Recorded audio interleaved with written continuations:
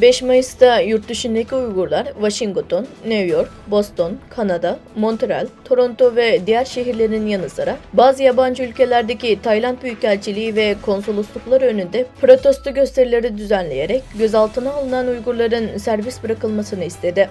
Protestoda kamptaki Uygurlar serbest bırakılsın, Tayland, Çin'in soykırımcı politikasını desteklemekten vazgeçsin ve Tayland Uygurları gözaltına almaktan vazgeçsin, 10 yıl kampta tutulmaları yeter gibi sloganlar atıldı. Tayland kampında ölen Uygurlardan ABD'nin Tayland'ı sorumlu tutması istendi.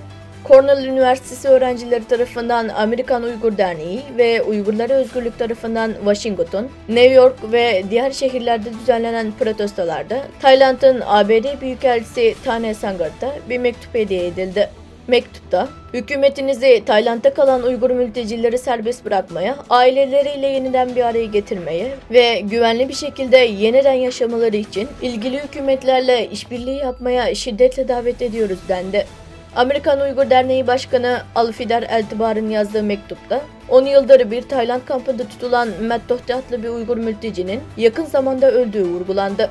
Geçenlerde 2014'ten beri Tayland yetkililer tarafından bir mülteci kampında tutuklanan Mat Tohti adlı bir Uygur mülteci kampta öldü. Bu, Tayland kampında son 2 ayda ölen ikinci Uygur oldu. Ayrıca ondan önce Aziz Abdullah isimli başka bir Uygur mülteci de kampta ölmüştü.